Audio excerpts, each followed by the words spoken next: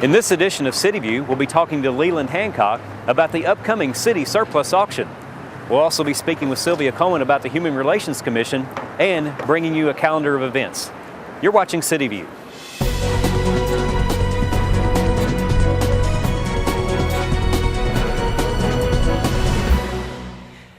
It is springtime in the city of Owensboro. Springtime always leads to surplus auction time. That is correct. Man, I tell you what, Leland, we are so lucky to have such great weather, and I know it's going to be really nice here in a couple of weeks whenever we get down to the new location this year for the surplus auction for the city of Owensboro. Yeah, this year we'll be moving down to the convention center, and typically we have a very good turnout for our auction. We've got a lot of decent equipment. From our backhoes and dump trucks, with snow plows on them, police cars, chippers, lawnmowers, all the different items it takes to run the city of Owensboro. We've got surplus, vehicles and items from all of the different departments that it takes to run the city. This year we will be at the convention center, a little different from last year or previous years in the past. We've got a great location down there. There's plenty of space to store and show the vehicles, plenty of parking all around, downtown Owensboro. And we would like everybody to come down, and enjoy the auction and take the experience of downtown. Walk through Smothers Park, enjoy a shop while you're down there, get something to eat, drink, and just enjoy the experience. We've got a very gorgeous downtown setting for this auction. As someone is looking to purchase surplus equipment, where does this surplus equipment come from? How do people, how do you get this stuff to sell? Well, basically each one of these items is in a replacement plan, and they're all, on a typical life cycle, whether based on mileage and years, type of service that it's in, things like that. Police cars are a little more hard service than, say, some of the typical lawnmowers and trailers. So we have a trailer that's 20 years old. It's timed out on our end where we're replacing it. And a police car may be 5 to 7 years old. They're, serious duty. They're out there running, day in, day out. They go fast in these cars. They've got the interceptor engines in them, and they are pursuit vehicles. So they get a little more use and abuse than some of the other pieces of equipment. Our backhoes, chippers, we haven't had any storms, knock on wood, in recent years. So these chippers, have been used, but they're not terribly abused. They've been serviced, they've been maintained. But each one has a different life cycle that it, times out on, and all of those items from lawnmowers from Ben Halls and Hillcrest and the fire departments and things like that, they all, fall into that life cycle and are brought up for replacement and ultimately replaced, with newer items at the individual departments, and then when they wind up here for surplus auction. And part of that surplus would be electronic equipment too, I assume. Yes, it is. There are all types of computers and printers, anything you can think of that takes to run city government. It will be at this auction. And then there are also, additional agencies that are governmental agencies, the school system, OMU, RWRA, Riverport Authority, and those individuals, they bring similar equipment down as well that, is timed out or up for replacement or something they're just doing away with that they've deemed surplus for whatever reason. Leland, we've talked about some of the equipment that will be available for this city surplus auction. Could you give us an example of some things that maybe the folks could expect to be purchasing down at the city of auction? Sure, I'd be more than happy to. This year one of the better pieces of equipment that we have, we've got two of these backhoes. These backhoes are four-wheel drive. They have a 4-in-1 bucket or clam bucket for biting and picking up logs or different types of things. Extend a hoe. It's a very good backhoe, not terribly high hours. They've been maintained professionally by our service department here at the city. And, they are gently used, but they are something that a contractor, a farmer, an individual can, pick up at the auction and have a very decent piece of equipment to use. It's not something that they're going to take out and use the way we use them on the streets day in and day out, but it is something that should provide very good service for the individual that purchases these. These typically bring, very good money at the auction. They're very popular, along with some of our dump trucks and the other heavy-duty items. We've got ton trucks down here as well.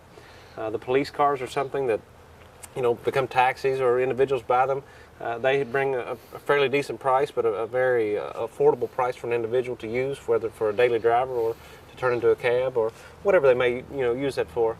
The chippers are one that is something that local contractors, we have a lot of tree services here in town, and yard service groups, those types of individuals, and these are great. They're not terribly large chippers, but they'll take a decent sized piece of material and chip it up. They're not the super heavy duty 16, 18-inch log industrial units, but they are the smaller use that the local contractors would buy and use. So that's something that I think will bring quite a bit of interest, whether from local individuals or people from outside the area as well. So we bring a pretty good draw, the tri-state area, Indiana, all the individuals coming in, that they know we have decent equipment, they know it's been maintained well. And you can see from the condition, if you'll climb up inside the backhoe and kind of look around, things are taken care of We have an excellent garage staff. They service and maintain these. If there's a problem, if something in the computer system shows up, from servicing the oil to, changing the tires, all the different pieces that it takes to maintain those, you're going to get a very excellent maintained piece of equipment and should provide good service to you from, in the future. You can see the condition of the engines. Filters are changed, oils are changed. Everything, is John Deere. It has been, serviced tip-top from the day it arrived on our site until the day it goes to auction. It's been serviced by our garage. It's been professionally serviced. All the maintenance records there, to go along with that. It's been, met all the different maintenance cycles based on hours and times for the services. So it's not something that it's been used, but it hasn't been abused, and it has been maintained very professionally. I have my eye on a piece of equipment, Leland. This is what everybody needs. Well, Jay, this is a perfect example of one of the pieces of equipment that we have. It's a stubby dump truck. It's got a snowplow in the front. This would be excellent for a local contractor that's pulling a backhoe or a small excavator. It's something if they're clearing parking lots for the various individual customers that are out there. This has got the blade already attached. All of the operations work on this truck, and it's something that a local contractor can use and make money with. And it's got all the different options and features that you'd need, to utilize the contractor. It's got the short bed. It's a lighter weight version. It's not the tandem versions that we use to clear the streets, but for parking lots and for a small contractor, this truck will be excellent. The date of the auction is? It's April 28th. And the time? It's 10 o'clock. If people need additional information, what's the best way for them to find out more about the auction? Please contact the City of Owensboro at owensboro.org. I'm one unlucky guy. The chance of being involved in a robbery is 1 in 757. The chances of being struck by lightning 1 in 750,000. Please fasten your seatbelts for unexpected turbulence. The chances of being a victim in an airline crash 1 in 29 million. Hey, could I get some peanuts? The chances of being involved in a car crash are far greater than lightning strikes and plane crashes. And if you are texting while driving, your risk of crash increases 23 times. Now, I may be an unlucky guy, but I don't have to be part of that statistic, and neither do you. Drive responsibly.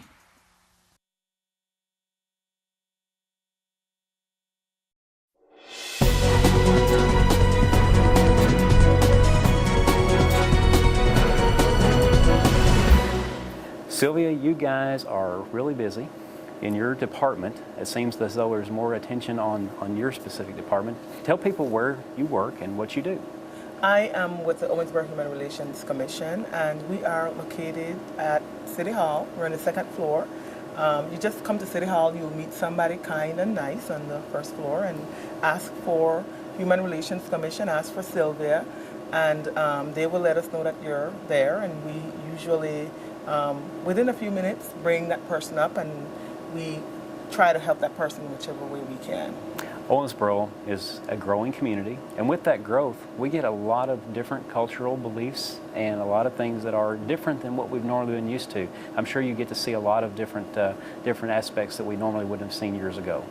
Certainly. I tell people when I talk with them that the classrooms our children sit in are not typical of the classrooms that we sat in if you sat in a classroom in Owensboro.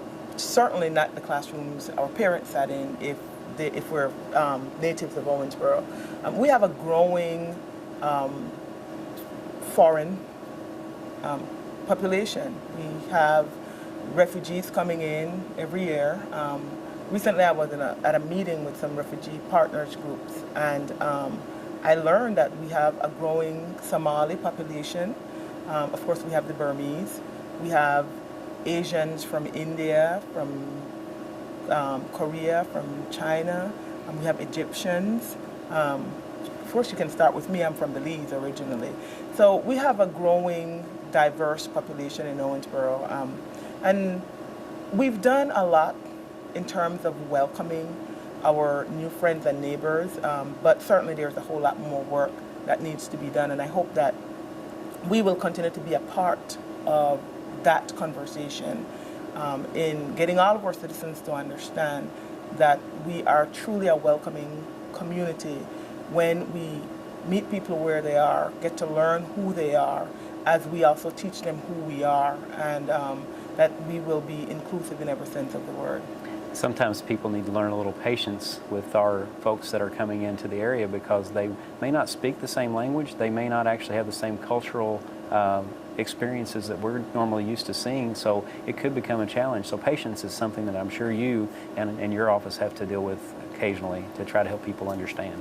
Most definitely, and one of the services we provide to help a lot of organizations locally is that we provide diversity or cultural competency training.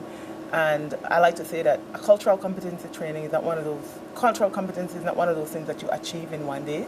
It's like a lifelong commitment to a process where you meet people where they are, you understand who they are, without making any judgment. There's no right or wrong. It's about acceptance, and we learn who they are so we can be better service providers, whether it's in government, education, healthcare, religion is a big thing. We're a Christian nation, and as Americans, those of us who are Christian take pride in saying that we're Christians.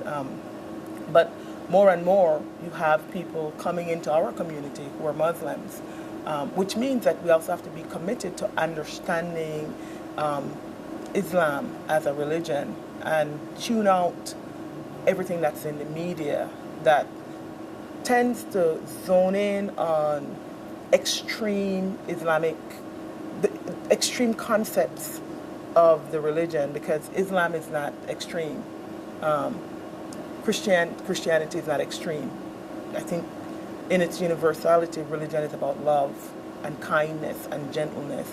And so that's part of what we want to do here. One of the things we're working on is a series of community conversations.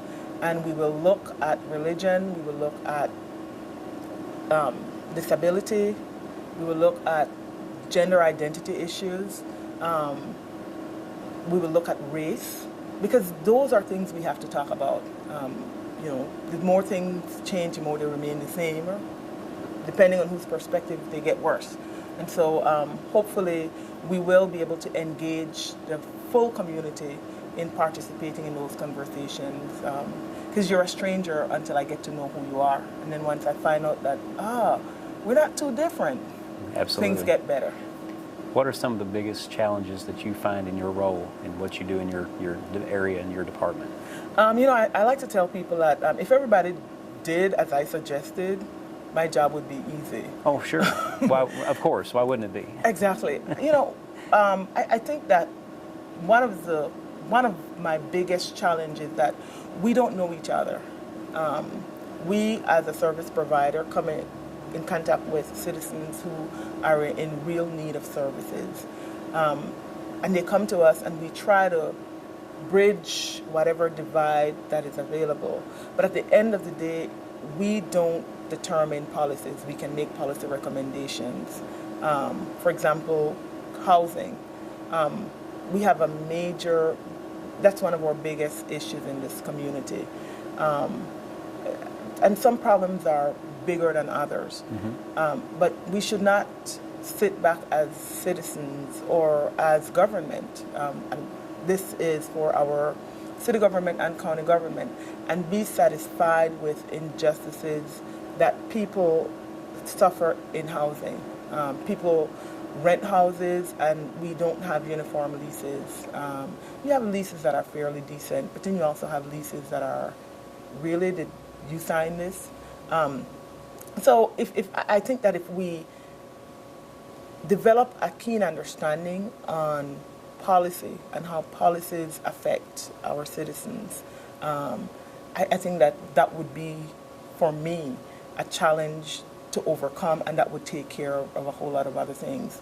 Because at the end of the day, policy changes or policy statements don't usually cost a whole lot, except that maybe you have to reprint something that's already printed. But mm-hmm. then we have stuff electronically now, so maybe your programmer will just have to put a little bit of programming time into updating something that's on the website. Right. But it does not, apart from providing training and education, the financial cost is not as burdensome. So, I hope that we as a community can get to that place where we can have a greater appreciation for policies that will have a positive effect on all of our citizens. Wonderful. You do a great job.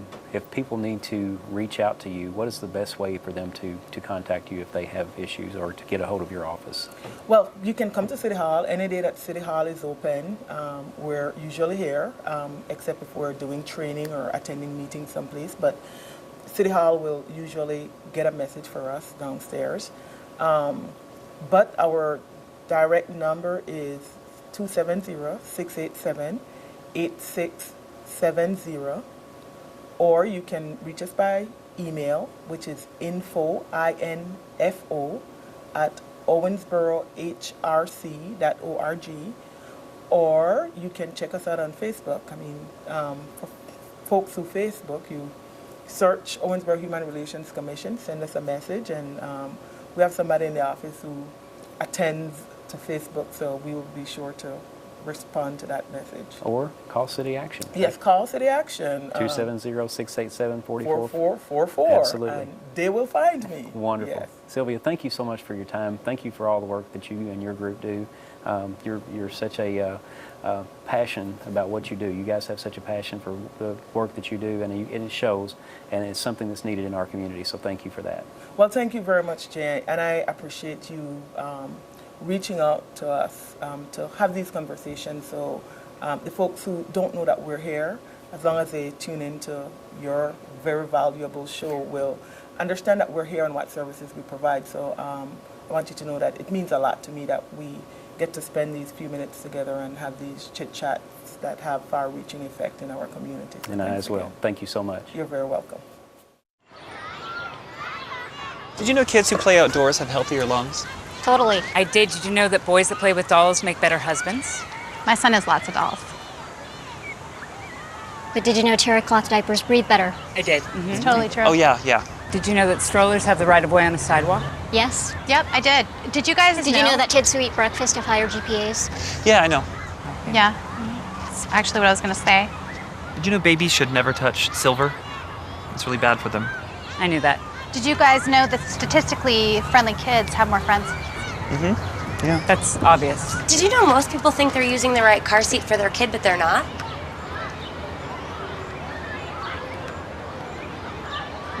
Parents who really know it all know for sure that their child is in the right seat at the right age and size. Visit safercar.gov/the right seat to make sure your child is protected. I'm putting that on my blog. I just put it in mine. Welcome back to City View. Here's some more things coming up in the city of Owensboro. The City Commission meeting will take place on Tuesday, May 3rd at 5 p.m. in the Commission Chambers at City Hall. The City Commission work session will take place on Tuesday, May 10th at 12 p.m. at the City Hall Commission Chambers. The City Commission will also meet on May the 17th at 5 p.m. in City Hall in the Commission Chambers. The Dugan Best Neighborhood Alliance cleanup is Saturday, May the 21st, starting at 6 a.m. For more information, you can click on the City of Owensboro's website, owensboro.org, or call City Action at 270-687-4444, or contact Leslie Neely at 270-687-2787, or email neelylk@owensboro.org. The Owensboro Museum of Science and History presents Riverworks Discovery, a journey of exploration. Contact the museum for more information at 270-687-2732. The Sutton Elementary Derby Day 5K is Saturday, May 7th at 9 a.m. The 5K starts at Owensboro High School at Rash Stadium. Western Kentucky Botanical Garden presents First Weekend Wonders volunteer work session from 9 a.m. to 12 p.m. and First Saturday Flower Power from 10 a.m. to 12 p.m. Call 270-852-8925 for details. The Downtown Cruise-In is Saturday, May 7th, starting at 4 p.m. in downtown Owensboro. The International Barbecue Festival will start at 12 p.m. on Friday, May the 13th, and run through Saturday, May 14th in downtown Owensboro. The Owensboro Convention Center presents John Michael Montgomery with special guest Jared Ashley on Friday, May the 13th at 7 p.m. Call the Convention Center for more information at 270-688-8700. The Barbecue Fest 5K is Saturday morning, May the 14th at 8 a.m. at McConnell Plaza. Contact Sharon Grayson at 270-926-9622 for more information. The Lions Club Soapbox Derby is Saturday, May the 14th at Ben Halls Park. Bluegrass on the Banks will take place on Tuesday, May the 3rd and Tuesday, May the 17th at the Riverfront Overlook Stage in Smothers Park from 7 to 9 p.m. Friday after 5 is Friday, May the 20th in downtown Owensboro from the River Park Center to the Convention Center. The City of Owensboro will be sponsoring the River Park Patio Stage starting at 6:30 p.m. For more information, go to the website FridayAfterThe5.com. The Davis County Heart Walk is Saturday, May the 21st at 8 a.m. at Smothers Park. For details, contact Paula Kennedy at the American Heart Association. Summer Day Camp starts Monday, May the 23rd and will run daily, Monday through Friday, during summer vacation from 7 a.m. to 6 p.m. at the Owensboro Parks and Recreation Admin Center. Call 270-687-8700 for more information. Live on the Banks is Saturday, May 28th at River Overlook Stage in Smothers Park. Live on the Banks is a free outdoor concert series on Saturday nights running from May to September presented by the City of Owensboro. For more information, contact Tim Ross at the City of Owensboro by calling 270-687-8702. The Memorial Day celebration will take place on Monday, May the 30th at 9 a.m. at the Shelton Memorial. Contact Tim Ross at 270-687-8702 for details. For more information on all Owensboro events, visit the Visitor and Convention Bureau website, visitowensboro.com. That's all for this edition of City View. As always, you can log on to the website owensboro.org or call City Action at 270-687-4444 for more information.